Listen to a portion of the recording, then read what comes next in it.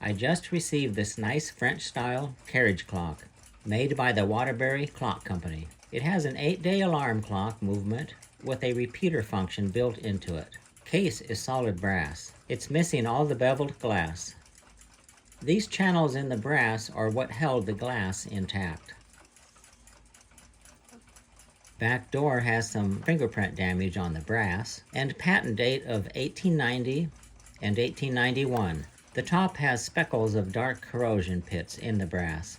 They're not real deep, so they could be polished out, but it'll take some time to do. Bottom holds a gold-plated bell that's used for the strike and alarm functions.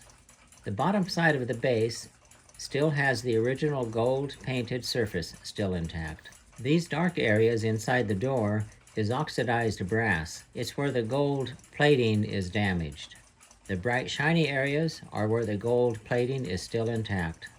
Waterbury Clock Company, USA. More exposed brass here. It's a key wind, strike side winding arbor, and the time side winding arbor. The movement has a patent date of January 13, 1891. The alarm winding arbor has a Geneva stop mechanism on it. This knob is where the function of the clock is regulated from, and this knob is where the alarm is set from. First, I'll check the alarm. Make sure it rings at the correct time.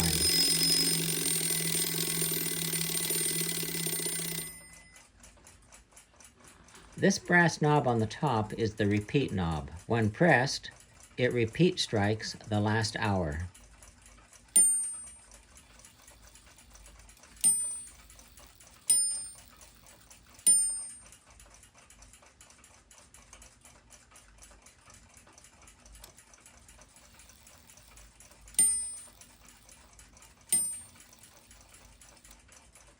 Time to pull the movement out of the case.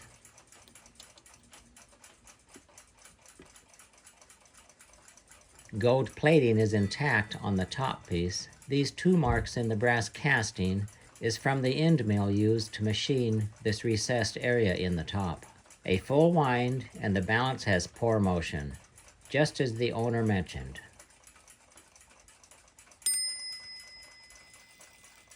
Repeat mechanism functions.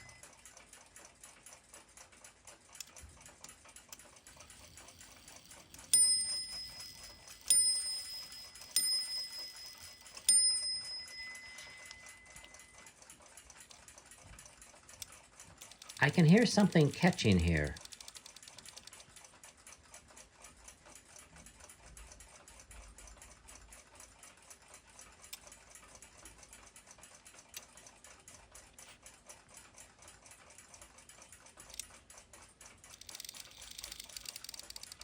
Should find the source before the movement is dismantled.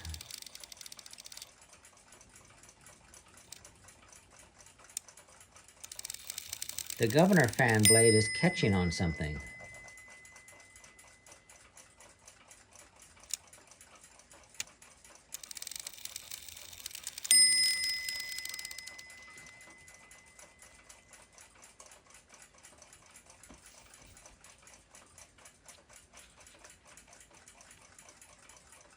The fan blade is making contact with the alarm mainspring arbor.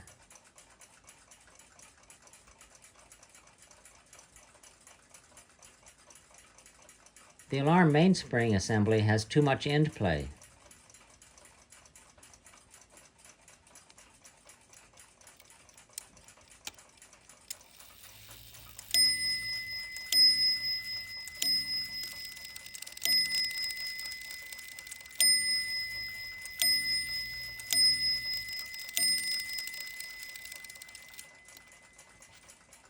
Someone has assembled it using a thin copper wire.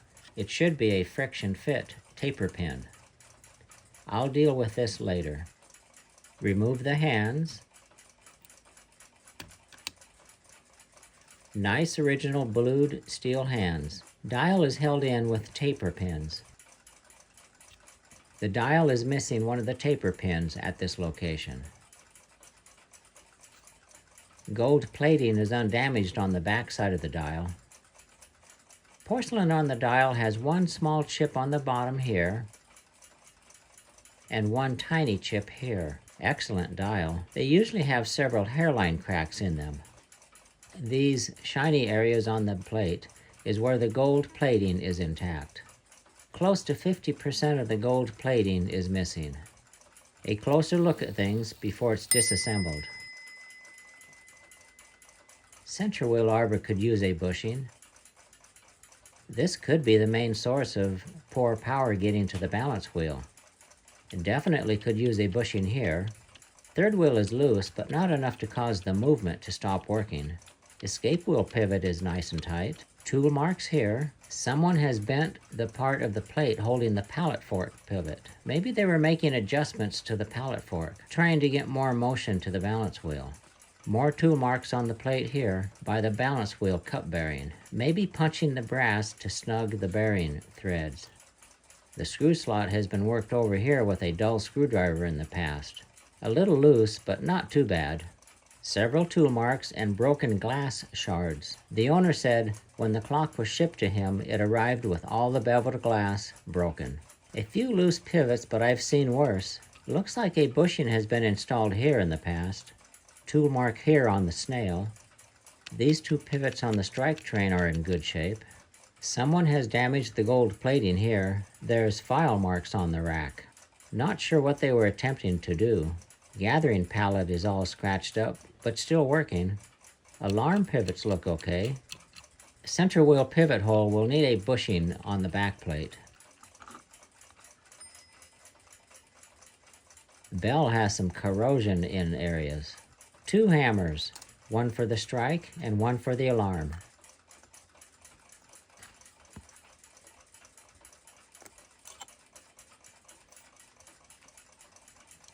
The base here has some intact gold plating, here on the inside, and coated with gold paint on the underside.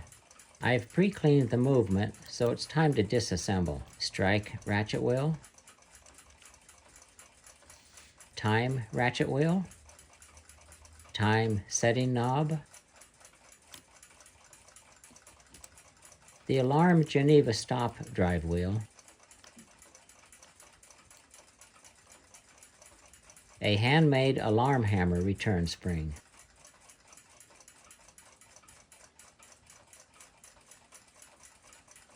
Someone has soldered this click spring in place here. Alarm ratchet and click. Time mainspring, strike hammer. Alarm hammer. Has some rust on it here.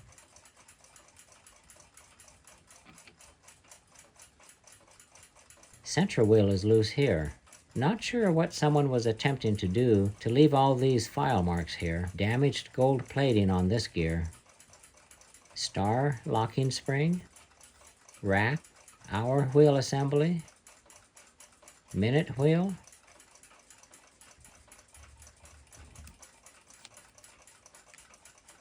Rack hook lever.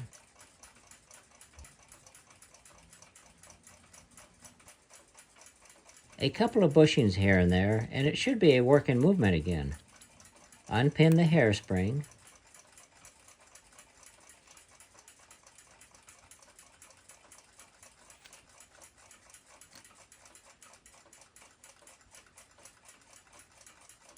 Balance and balance pivots look to be in good shape.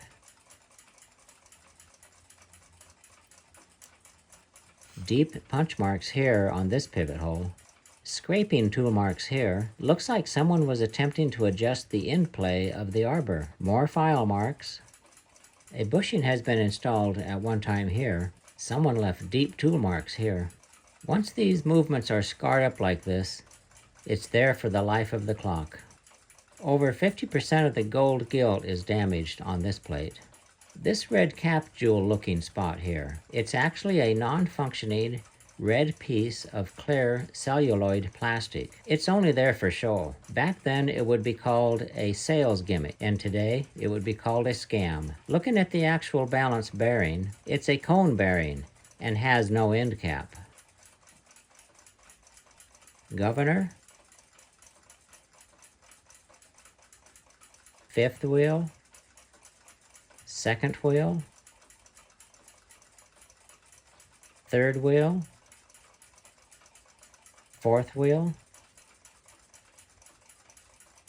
second wheel, fourth wheel, fifth wheel, center wheel, escape wheel, pallet fork. Front plate has had the brass smashed to tighten the center wheel as well. Black residue around the mainspring pivot hole. I've marked the area here that's worn. It'll help when reaming the hole for a bushing. These reamers only cut on one side. In some cases, the egg-shaped hole can be reamed in the center by cutting only half the hole until the reamer is centered.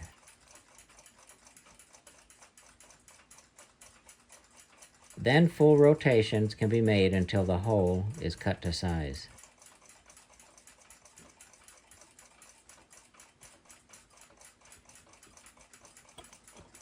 Now to cut a bushing.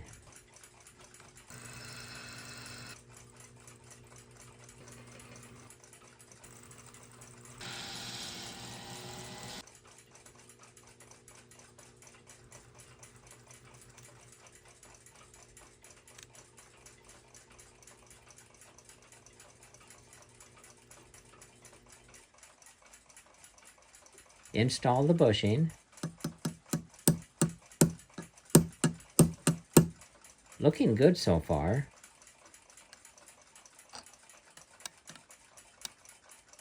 Nice and snug. Now to repeat this with the rest of the pivot holes needing bushings. This alarm hammer assembly has a lot of rust on it. I did see some areas on the plate where brass and steel were soldered. Only way to solder steel to brass is the use of acid flux. I wonder if a drop of acid flux made its way to the hammer assembly. It's the only part with this type of heavy rust on it. Movement has been cleaned. Time to restore the black in the letters on the back plate. I use a waterproof ink. Works great for this. Just rub the excess off with a piece of dry paper.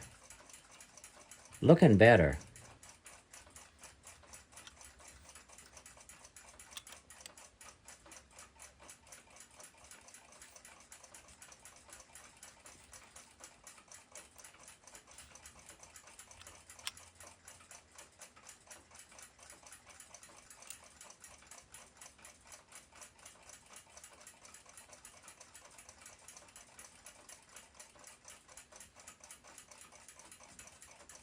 Oil the pivots,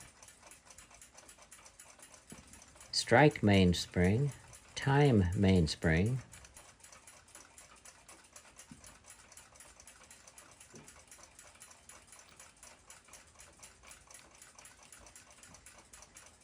rear plate,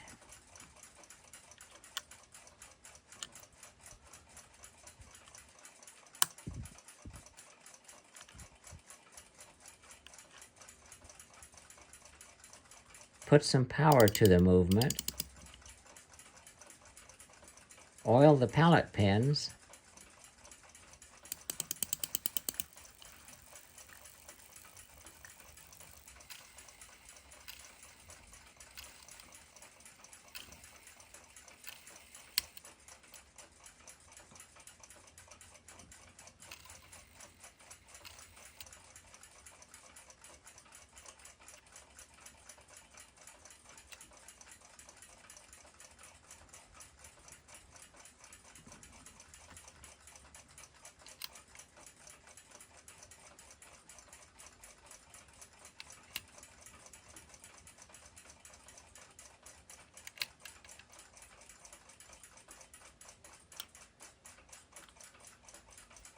This copper wire someone installed is allowing excessive in-shake on the alarm mainspring arbor, and it's the reason the governor fan was hitting it, so I'll replace it with the correct taper pin.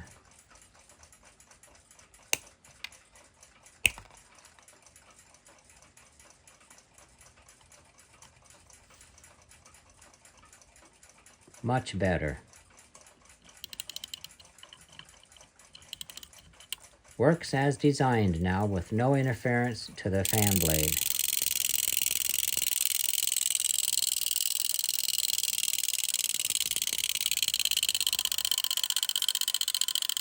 The Geneva stop mechanism stops the alarm before it completely winds down. Now to install the balance and hope it has good motion and stays in motion. Pin the hairspring.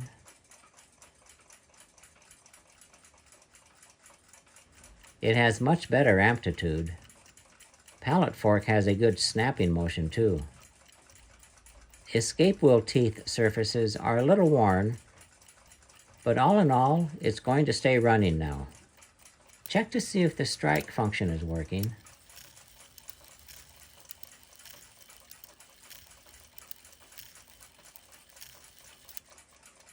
Time for the dial. The base. The owner located some used beveled glass, and I just received them. Interesting to see if they fit.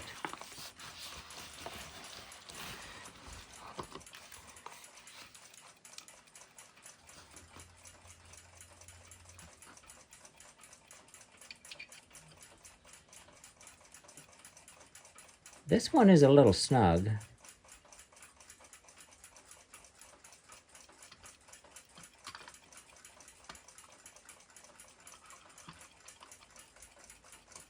Get the back door on.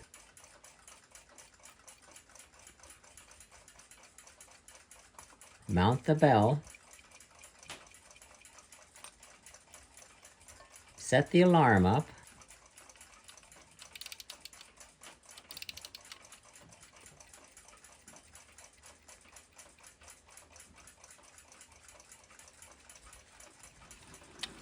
Nice looking clock. The beveled glass really helped the appearance.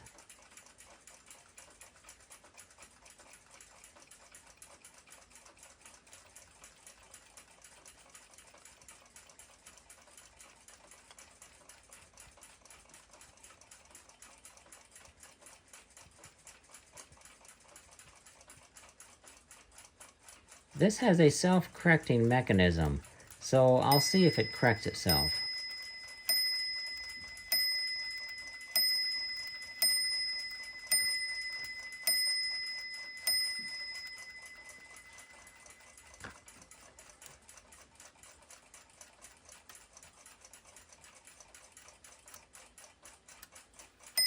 One strike for 1 o'clock.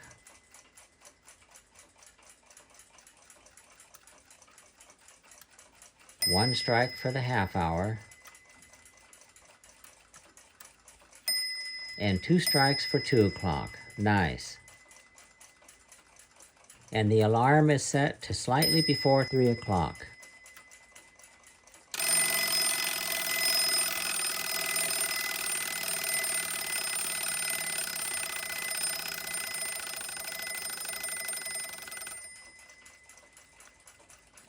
And 3 o'clock. Well, the alarm and strike is all set up. Now to take a look at the escapement again. Pallet fork is bent down towards the balance wheel slightly, so I'll correct this before it leaves. With the slow motion, I can see the guard pin needs some more clearance between it and the roller table. Almost looks like the roller table has been rubbing on the guard pin. Maybe from someone bending the front plate where the pallet pivot fits up to.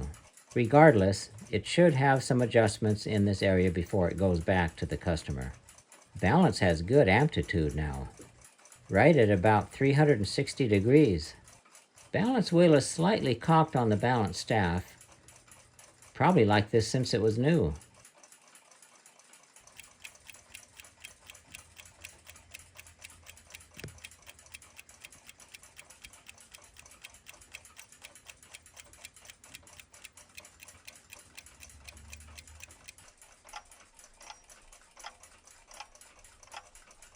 A nice Waterbury 8-day alarm repeater, French style carriage clock.